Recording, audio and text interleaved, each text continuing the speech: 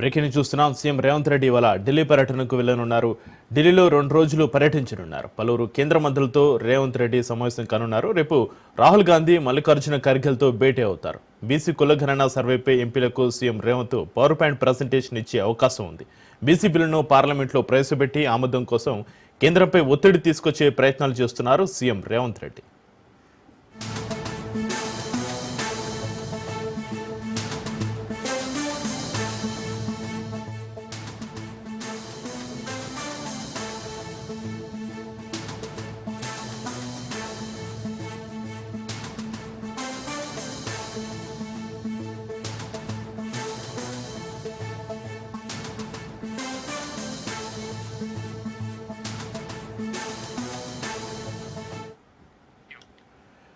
CM Revanth Reddy ఇవాళ ఢిల్లీ పర్యటనకు వెళ్లనున్నారు. ఢిల్లీలో 2 రోజులు పర్యటించనున్నారు. పలువురు కేంద్ర మంత్రులతో సీఎం రేవంత్ రెడ్డి సమావేశం కానున్నారు. రేపు రాహుల్ గాంధీ, మల్లికార్జున ఖర్గేలతో భేటీ అవుతారు.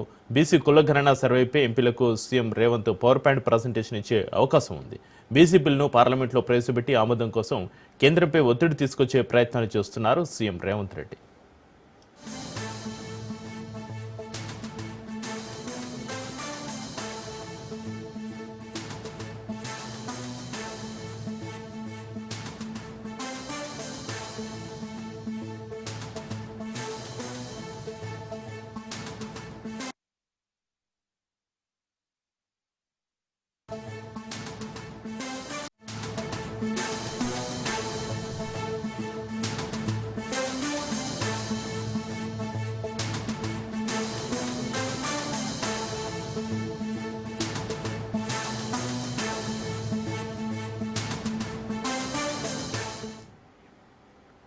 భారత ప్రధానమంత్రి నరేంద్ర మోడీ ఇవాళ నుంచి విదేశీ పర్యటనకు వెళ్లనున్నారు. 26 వరకు బ్రిటన్, మాల్దీవులలో 4 రోజుల అధికారిక పర్యటన చేయనున్నారు. ద్వైపాక్షిక సంబంధాల బలోపేతం, వాణిజ్యం, భద్రత, ప్రాంతీయ సహకారాన్ని పెంపొందించడమే లక్ష్యంగా ఈ పర్యటన సాగనుంది.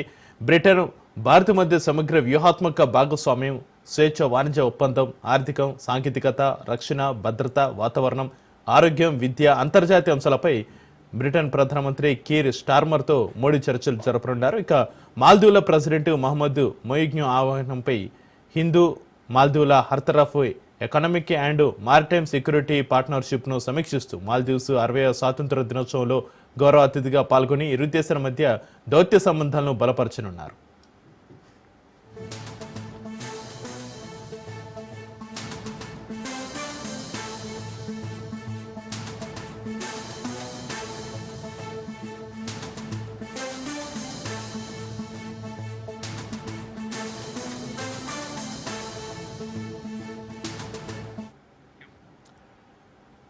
భారత ప్రధానమంత్రి నరేంద్ర మోడీ ఇవాళ నుంచి విదేశీ పర్యటనకు వెళ్లనున్నారు. 26 వరకు బ్రిటన్, మాల్దీవులలో 4 రోజుల అధికారిక పర్యటన చేయనున్నారు. ద్వైపాక్షిక సంబంధాల బలోపేతం, వాణిజ్యం, భద్రత, ప్రాంతీయ సహకారాన్ని పెంపొందించడమే లక్ష్యంగా ఈ పర్యటన సాగనుంది. ఇక బ్రిటన్, భారత్ మధ్య సమగ్ర వ్యూహాత్మక భాగస్వామ్యం, స్వేచ్ఛ వాణిజ్య ఒప్పందం, ఆర్థికం, సాంకేతికత, రక్షణ, భద్రత, వాతావరణం, ఆరోగ్యం, విద్య, అంతర్జాతీయ అంశాలపై బ్రిటన్ ప్రధానమంత్రి కీర్ స్టార్మర్తో మోడీ చర్చలు జరపనున్నారు. ఇక మాల్దీవుల ప్రెసిడెంట్ మహమ్మద్ మొయిజు ఆహ్వానంపై హిందూ మాల్దీవుల హర్తరఫ్ ఎకనామిక్ అండ్ మారిటైమ్ సెక్యూరిటీ పార్ట్నర్షిప్ను సమీక్షిస్తూ మాల్దీవ్స్ 60వ స్వాతంత్ర దినోత్సవంలో గౌరవ అతిథిగా పాల్గొని ఇరు దేశాల మధ్య దౌత్య సంబంధాలను బలపరచనున్నారు. ఇక ప్రధాని నరేంద్ర మోడీ విదేశీ పర్యటన సంబంధించి మరింత సమాచారాన్ని మా ప్రతినిధి సైదులు ఫోలేలా అందిస్తారు. సైదులు.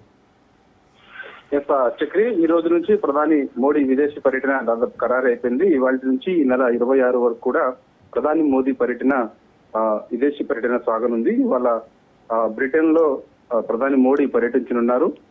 ఆ తర్వాత ఈ నెల 25, 26న మాల్దీవుల్లో మోదీ పర్యటించనున్నారు. ముఖ్యంగా మనకి ద్వైపాక్షిక సంబంధాల బలోపేతం సంబంధించి అక్కడ ఒప్పందాలు కూడా జరిగే అవకాశం కనిపిస్తుంది. ఈ రోజు బ్రిటన్ లో పర్యటించిన తర్వాత బ్రిటన్ ప్రధానమంత్రితోటి ద్వైపాక్షిక సంబంధాలపైన ఇటు ఇరువురు మన భారతదేశం చెందిన వారు, ఆ అధికారులు, అదేవిధంగా బ్రిటన్ చెందిన వారు ద్వైపాక్షిక సంబంధాల భాగంగా కూడా ఇద్దరు సమక్షంలో ప్రధాని మోడీ, అదేవిధంగా బ్రిటన్ ప్రధాని సమక్షంలో కూడా సంతకాలు చేసే అవకాశం కూడా కనిపిస్తుంది. దాని తర్వాత ఇక బ్రిటన్ పర్యటన ముగించుకున్న తర్వాత 25, 26న ప్రధాని మోడీ మాల్దీవుల్లో పర్యటించనున్నారు. అక్కడ కూడా ద్వైపాక్షిక, అదేవిధంగా వాణిజ్య, భద్రత పరమైన ఒప్పందాలు కూడా జరిగే అవకాశం ఉంది. వాటిని బలోపేతం చేయాలని చెప్పేసి కూడా ప్రధాని మోడీ నిర్ణయించుకున్నారు. దానిలో భాగంగా అనేక దేశాల్లో పర్యటిస్తున్నటువంటి ప్రధాని మంత్రి మోడీ ఇవాళ బ్రిటన్ లో పర్యటించిన తర్వాత కూడా వీటిపైన ప్రధానంగా చర్చించి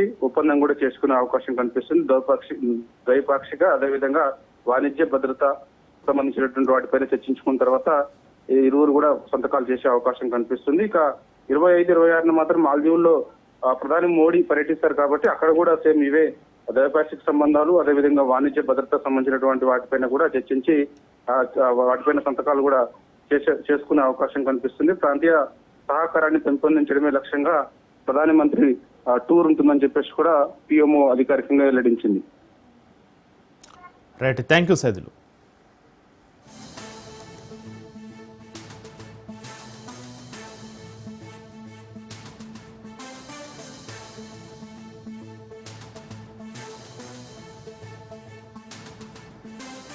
సైదాబాద్లో ఎలాంటి అనుమతులు లేకుండా అనాథాశ్రమం నిర్వహిస్తున్న ఉదయ్ చారిటబుల్ ట్రస్టుపై చైల్డ్ వెల్ఫేర్ అధికారులు రాజ్ న్యూస్ జాయింట్ ఆపరేషన్ నిర్వహించింది.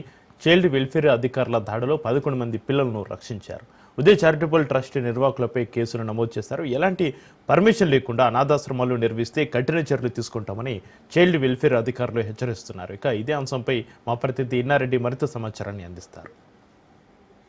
చిన్నారులు దేశ భవిష్యత్తును వాళ్ళు మార్గదర్శకులు.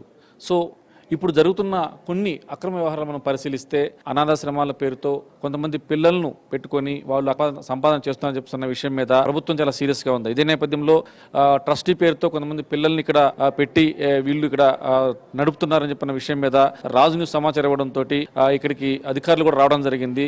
దీంట్లో సంబంధించి ట్రస్టీ అంటే సుమలత గారు ప్రస్తుతం మనతో ఉన్నారు. మేడం చెప్పండి మేడం, అసలు ఇక్కడ ఏం జరుగుతుంది, మీకు వచ్చిన సమాచారం ఏంటి మేడం? మాకు ఇన్ఫర్మేషన్ వచ్చిందండి, ఇట్లా ఒక చైల్డ్ కేర్ ఇన్స్టిట్యూషన్ నడుస్తుంది, అందులో పిల్లలు ఉన్నారని. సో మేము ఇక్కడ వచ్చాము, వెరిఫై చేసాము, పిల్లలు ఉన్నారు. అండ్ ఇది చైల్డ్ కేర్ ఇన్స్టిట్యూషన్ అనేది ఇట్లా నడవద్దు, దీనికి ఒక ప్రొసీజర్, ఒక రూల్స్ ఉంటాయి.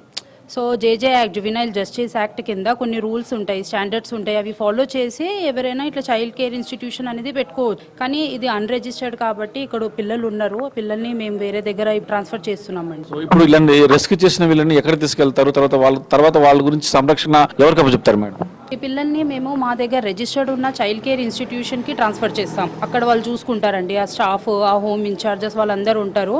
వాళ్ళకి కంప్లీట్గా డైరెక్షన్స్ అనేది మా ఆఫీస్ ఇస్తుంది. చైల్డ్ వెల్ఫేర్ కమిటీ అనేది ఉంది హైదరాబాద్లో, వాళ్ళు చూసుకుంటారు. సార్ చెప్పండి సార్, సిఎస్డబ్ల్యూ తరపున, చైల్డ్ వెల్ఫేర్ తరపున ఇలాంటి ఇన్స్టిట్యూషన్స్ ఉన్నప్పుడు ఎలాంటి పర్మిషన్ తీసుకోవాలి? ఒకవేళ కనుక పర్మిషన్ లేకుండా ఉంటే మీరు అన్ని చర్య తీసుకుంటారు సార్? ఇలాంటి ఇన్స్టిట్యూషన్స్ పర్మిషన్ లేకుండా నడపొద్దు. స్పెషల్గా 18 సంవత్సరాల కంటే తక్కువ ఉన్న పిల్లలకి కంపల్సరీ పర్మిషన్ తీసుకోవాలి. కొన్ని జేజే యాక్ట్ ప్రకారము 2016, 2020 అమెండెడ్ రూల్స్ ప్రకారము కంపల్సరీ వాళ్ళు డీటెయిల్స్ అన్ని ఇచ్చేసి మా దగ్గరికి రావాలా. బాలరక్ష భవన్కి వస్తే కొన్ని ఫామ్స్ ఉంటే ఆ ఫామ్స్ నింపి చేస్తే మా తరఫున మా team, DCP team, child welfare committee వీళ్ళందరూ వచ్చి ఇన్స్పెక్షన్ చేస్తాం. మా ప్రకారము నామ్స్ ఉంటాయి, పిల్లగాళ్ళకి ఇంత ఉండాలా, బాత్రూమ్స్ ఇన్ని ఉండాలా, రూమ్స్ ఇన్ని ఉండాలా, ఎడ్యుకేషన్ ఉండాలా, అన్ని ఉండాలా. ఇవన్నీ ఎంక్వైరీ అయినాక ఎంక్వైరీ రిపోర్ట్ ఇచ్చి ఫర్దర్ ప్రాసెస్ అయినాక అఫీషియల్ గా వాళ్ళకు ఒక సర్టిఫికేట్ ఇస్తారు, లైసెన్స్. అంటే పిల్లల్ని మీరు పెట్టుకోవచ్చు. ఎందుకంటే రేపటి నాడు మీరు అన్నట్టు పిల్లలు మన భవిష్యత్తు, పిల్లలు మంచిగా ఉండడానికి ఈ గవర్నమెంట్ తరఫున మేము ఇవన్నీ చేస్తున్నాం. సో ఇప్పుడు ఎవరైతే పిల్లలు ఇక్కడ రెస్క్యూ అయినరో మా దగ్గర చైల్డ్ కేర్ ఇన్స్టిట్యూషన్స్ చాలా ఉన్నాయి. రిజిస్టర్డ్ చైల్డ్ కేర్ ఇన్స్టిట్యూషన్, ఇదైతే అన్రిజిస్టర్డ్.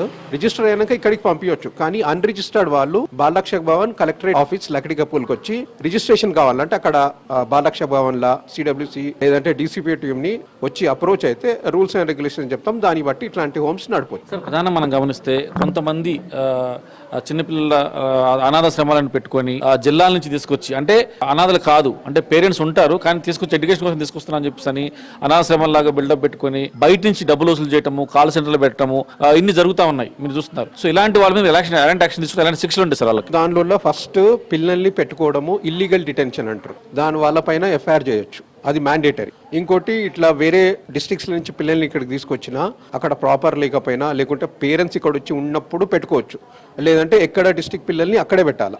అట్లాంటి వాళ్ళు చేయలేదనుకో, ఇన్ కేస్ వాళ్ళు వినకపోతే వాళ్ళపైన ఎఫ్ఐఆర్ చేయొచ్చు, ఈవెన్ వాళ్ళని జైలు కూడా పంపించచ్చు పిల్లలకి ఏమన్నా అవుతే. లేదు వాళ్ళు అప్రోచ్ అయ్యి ప్రొసీజర్ ప్రకారం వెళ్తారంటే ఫస్ట్ పిల్లల్ని మాకు ఇచ్చేసి ఏదైనా చైల్డ్ కేర్ ఇన్స్టిట్యూషన్ లో పెట్టినాక వాళ్ళు ప్రొసీజర్ ప్రకారం వెళ్తే అప్పుడు వాళ్ళకు పర్మిషన్స్ ఇస్తారు. ఇలాంటి ఇన్స్టిట్యూషన్స్ ఒకవేళ ఉంటే, ఎవరికైనా సమాచారం ఉందనుకుంటే మిమ్మల్ని ఎలా అప్రోచ్ అవ్వాలి? చెప్పాలి? ఒకటి బాలరక్షక్ భవన్ కలెక్టరేట్లో హైదరాబాద్ సంబంధించినవైతే కలెక్టరేట్ ఆఫీస్కి వచ్చి బాలరక్షక్ భవన్లో చెప్పొచ్చు.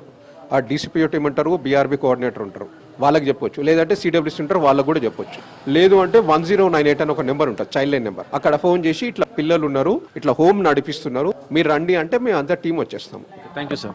సో చూస్తున్నారు కదా సార్, మొత్తం మీద చైల్డ్ లైన్ సంబంధించి కావచ్చు, చైల్డ్ వెల్ఫేర్ సంబంధించి కావచ్చు, ఆ టీమ్స్ వచ్చి రాజు న్యూస్ సమాచారం ఇవ్వడంతో ఎంక్వైరీ చేయడం జరిగింది. అయితే రియల్గానే రిజిస్ట్రేషన్ లేదు కాబట్టి ఖచ్చితంగా ఎవరైతే ఇక్కడ పిల్లలు ఉన్నారో, ఎవరైతే స్టే చేస్తున్నారో వీళ్ళందరికీ రెస్క్యూ చేస్తున్నారని చెప్పిన విషయం మీద కూడా స్పష్టం చేయడం జరిగింది. ఎవరైనా సరే ఇలాంటి అక్రమంగా ఎవరైనా హోమ్స్ నడిపించినా, చిన్నపిల్లలతో బిజినెస్ లాంటివి చేసినా, తర్వాత వేరే డిస్ట్రిక్ట్ నుంచి తీసుకొచ్చినా కూడా చట్టరీత్యా నేరం, ఎట్టి పరిస్థితుల్లో ఉపేక్షించేది లేదు. ఎవరికైనా సమాచారం ఉంటే 1908 సమాచారం ఇవ్వాలని చెప్పి కూడా చెప్తున్న పరిస్థితి చూస్తున్నాం. మొత్తం మీద రాజ్ న్యూస్ ఇచ్చిన సమాచారంతో రెస్క్యూ చేసిన అధికారులు ఎవరైనా సరే ఇలాంటి ఆపరేషన్ చేసినా, ఎవరైనా ఇలాంటి అనాథాశ్రమాలను అక్రమంగా ఇల్లీగల్గా నడుపుతుంటే మాత్రం ఎట్టి పరిస్థితుల్లో ఉపేక్షించేది లేదని చెప్పేసి కూడా చాలా స్పష్టంగా చెప్తున్నారు. ఎట్టి పరిస్థితుల్లో ఇలాంటి ఉపేక్షించేది లేదు, ఎవరైనా సమాచారం ఉంటే ఇవ్వాలని చెప్పేసి. సో ఇలా చిన్నపిల్లలతో బిజినెస్ చేయటము, చిన్నపిల్లలను పెట్టుకుని అక్రమంగా నడిపించినది మాత్రం ఇల్లీగల్ అని చెప్పి అన్న విషయాన్ని చాలా స్పష్టంగా చెప్తున్నారు. కెమెరా అన్నతో ఇన్నారెడ్డి, రాజ్ న్యూస్, హైదరాబాద్.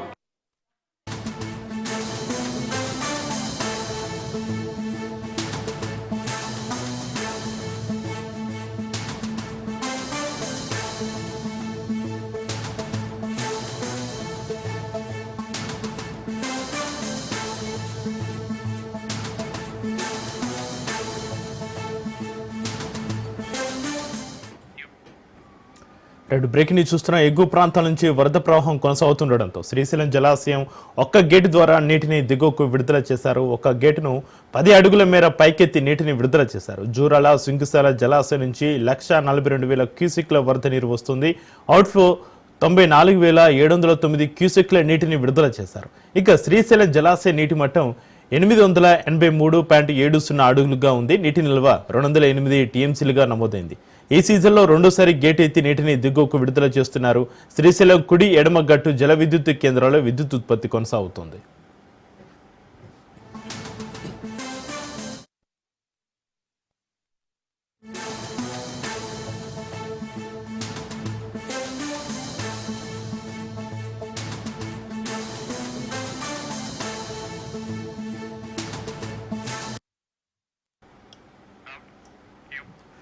ఎగువ ప్రాంతాల నుంచి వరద ప్రవాహం కొనసాగుతుండటంతో శ్రీశైలం జలాశయం ఒక్క గేటు ద్వారా నీటిని దిగువకు విడుదల చేశారు. ఒక గేటును 10 అడుగుల మేర పైకెత్తి నీటిని విడుదల చేశారు. జూరాల సుంకిశాల జలాశయం నుంచి 1,42,000 క్యూసెక్ల వరద నీరు వస్తోంది.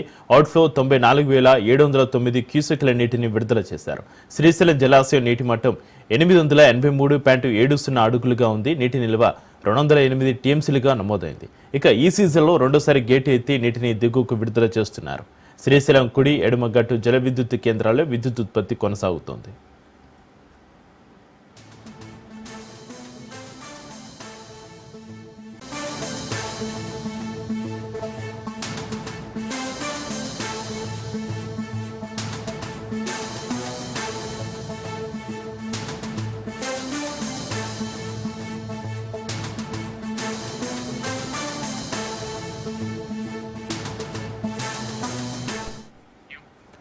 జూరాల ప్రాజెక్టుకు వరద కొనసాగుతుంది. 8 గేట్లు ఎత్తి దిగువకు నీరు విడుదల చేస్తున్నారు. జల విద్యుత్ ఉత్పత్తి కొనసాగుతుంది.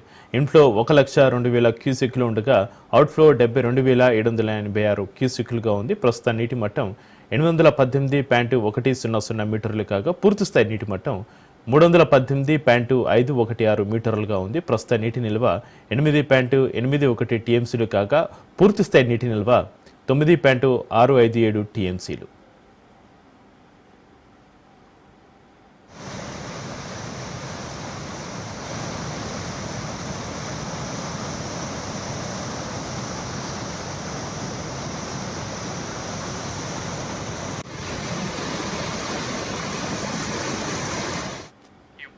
బ్రేకింగ్ న్యూస్ చూస్తున్నాం. జూరాల ప్రాజెక్టుకు వరద కొనసాగుతుంది. 8 గేట్లు ఎత్తి దిగువకు నీరు విడుదల చేస్తున్నారు. జల విద్యుత్ ఉత్పత్తి కొనసాగుతుంది.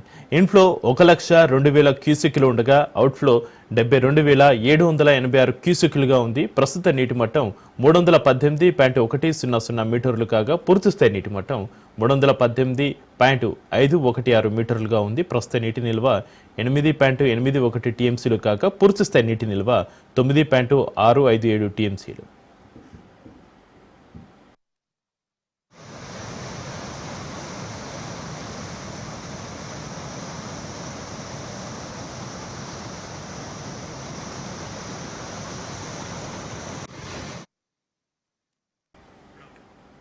సరిగా కురుస్తున్న వర్షంతో సిటీ జలమయమైంది.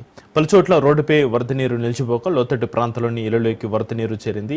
ఈ నెల 26 వరకు తెలంగాణలో అతి భారీ వర్షాలు కురుస్తాయని ఐఎండీ హెచ్చరించింది.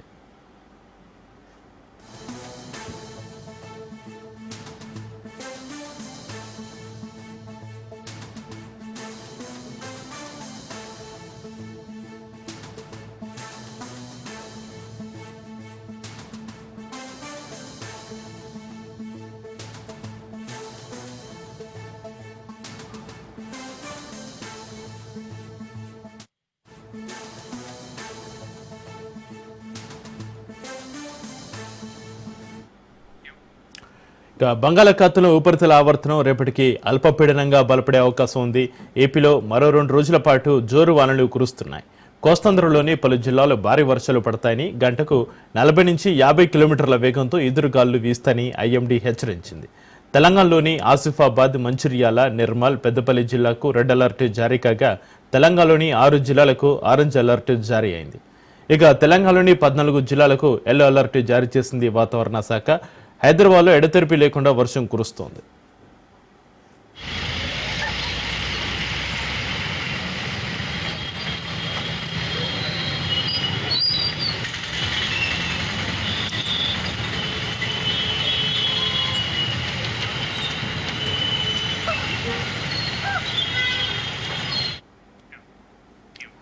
హైదరాబాద్ నగరాన్ని నల్లని మేఘాలు కమ్మేశాయి. గత 3 రోజులుగా విస్తారంగా వర్షాలు పడుతున్నాయి.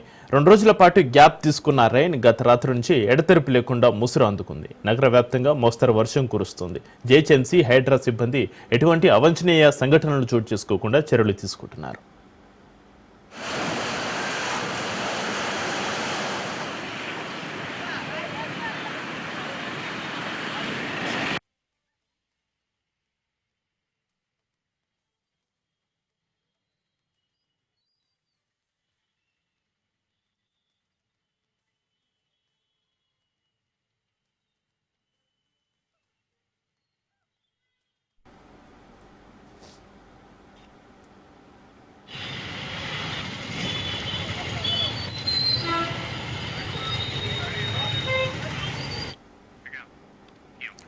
హైదరాబాద్లో ఎడతెరిపి లేకుండా వర్షం కురుస్తుంది. ఒక్కసారిగా కురుస్తున్న వర్షంతో సిటీ జలమయమైంది. పలుచోట్ల రోడ్డుపై వరద నీరు నిలిచిపోగా లోతట్టు ప్రాంతాలన్నీ ఇళ్లలోకి వరద నీరు చేరింది. ఈ నెల 26 వరకు తెలంగాణలో అతి భారీ వర్షాలు కురుస్తాయని ఐఎండీ హెచ్చరించింది.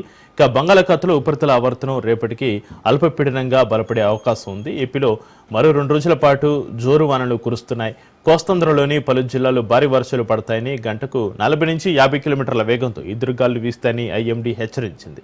తెలంగాణలోని ఆసిఫాబాద్, మంచిర్యాల, నిర్మల్, పెద్దపల్లి జిల్లాకు రెడ్ అలర్ట్ జారీ కాగా తెలంగాణలోని 6 జిల్లాలకు ఆరెంజ్ అలర్ట్ జారీ అయింది. ఇక తెలంగాణలోని 14 జిల్లాలకు ఎల్లో అలర్ట్ జారీ చేసింది వాతావరణ శాఖ. హైదరాబాద్లో ఎడతెరిపి లేకుండా వర్షం కురుస్తోంది.